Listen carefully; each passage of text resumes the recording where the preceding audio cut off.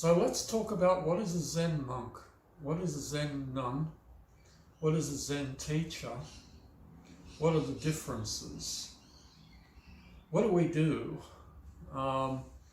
Most people have no idea and make a lot of presumptions in my experience. Presumption number one, that every Zen monk or Zen nun that you meet is a Zen teacher. That is not true. Even if they run a temple, that is not true. Not everyone running a temple is qualified to be teaching Zen.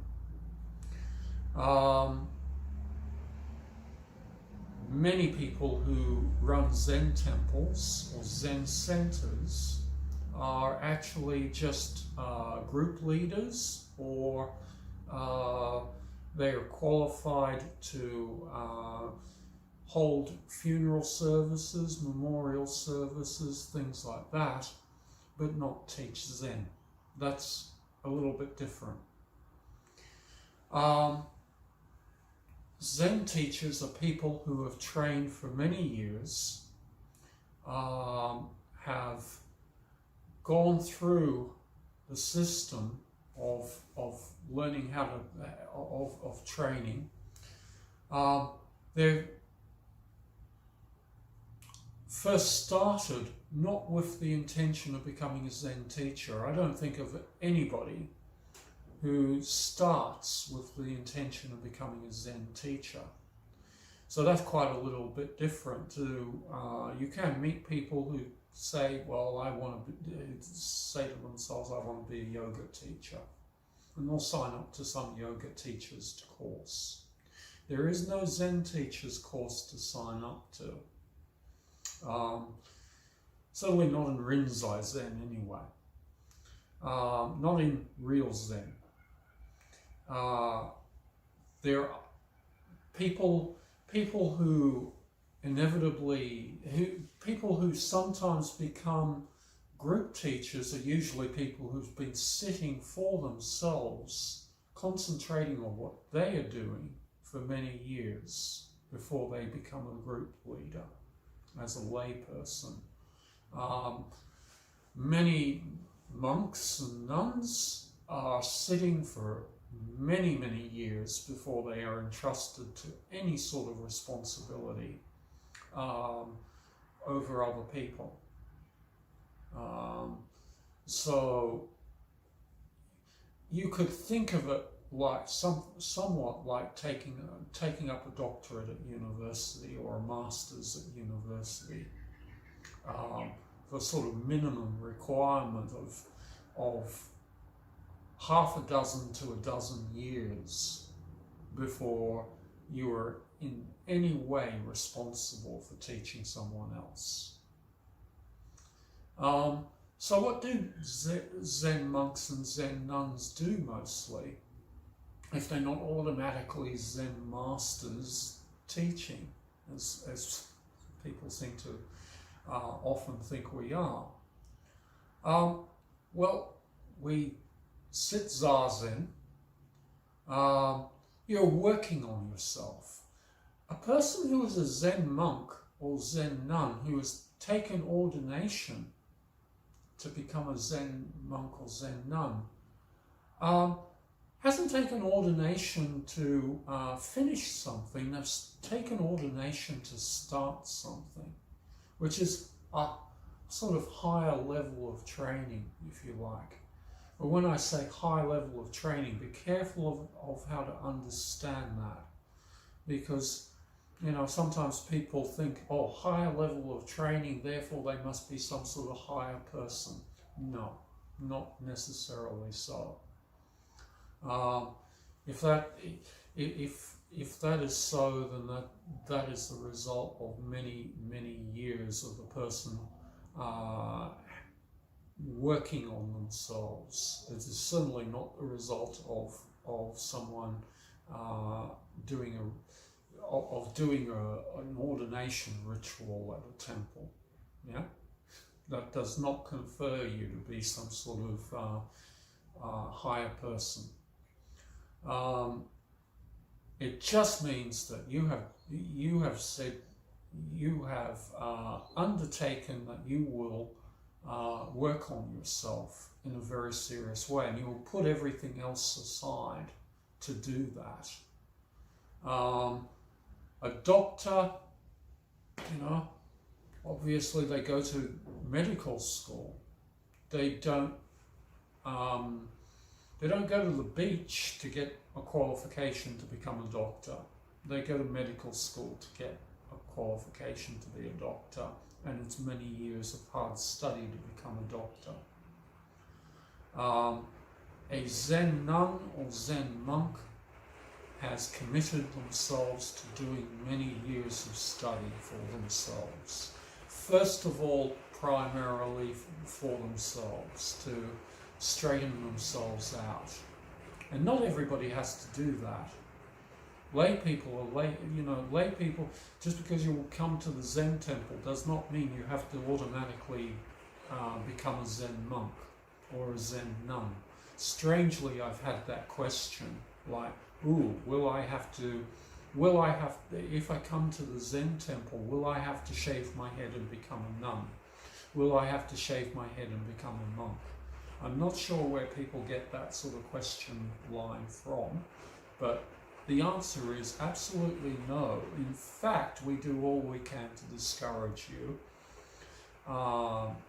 from it. It must be the only spiritual tradition where you are actually discouraged, as hard as you can possibly be discouraged from wanting to do this. And only when you have absolutely convinced your teacher that you need to do this for all the fabric of your being, are you then considered, will your teacher possibly either ordain you or help you get ordained, depending on the situation. This must be one of the few spiritual traditions I know that would take that sort of stance with people. Most want to, recruit people in and make as many Indian chiefs as possible, etc. And no, that's not Zen. There should be very few Indian chiefs, and there should be only those people who are properly qualified to be so. The yoga girl at the park saying that she's running a Zen group is probably not that person. It probably has some strange ideas and should probably be stayed away from. The business guy who thinks he's going to appropriate this tradition so that he can set up some sort of Zen business should be stayed away from. Those sorts of people are not Zen teachers. They're not even vaguely involved in practicing Zen if that's their mindset. Becoming a Zen teacher is a long, long, hard road of polishing yourself, of immersing yourself in the tradition, of immersing yourself in self-inquiry and refining yourself. And you can see some of my other videos where I talk about shugyo, this word shugyo, refining yourself. So that's what a Zen monk and a Zen nun really do.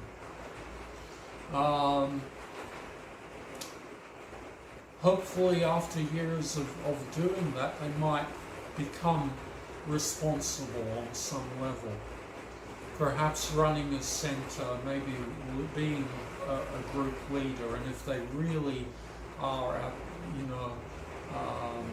the right stuff, then maybe they will become Zen teachers. Lay people, it's even a longer trip as a lay person, because it's not something that you do 24 hours of the day, 7 days a week, being immersed in this tradition.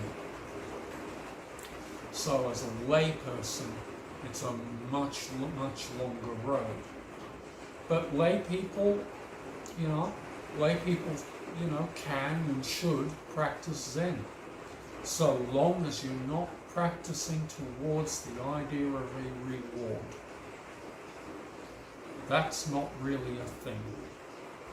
The more you are thinking about a reward at the end of this, or a reward in some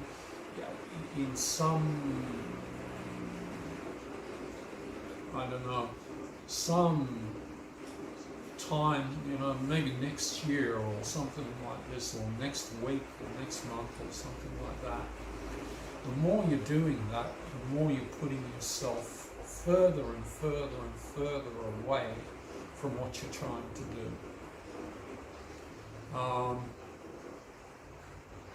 You really have to just come, do the training, immerse yourself selflessly, work on your selflessness, work on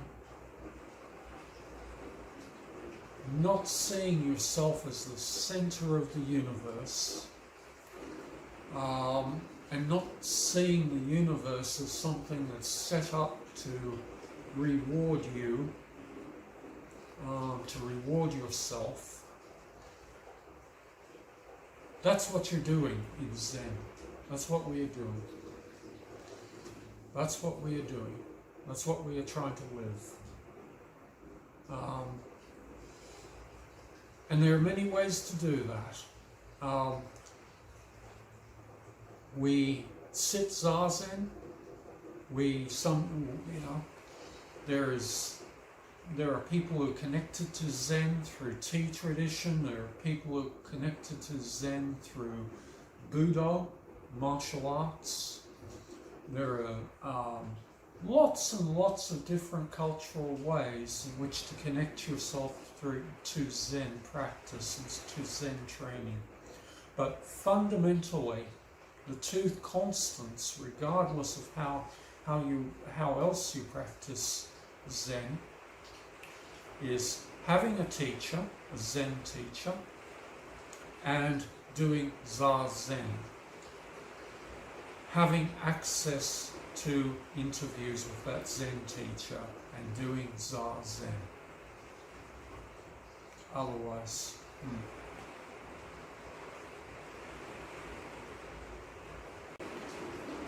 So that's Zen in a nutshell.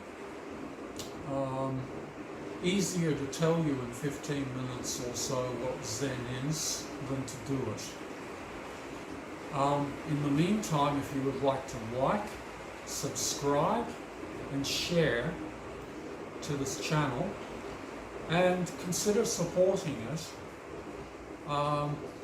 you'll find links in the description, and yeah, thank you very much.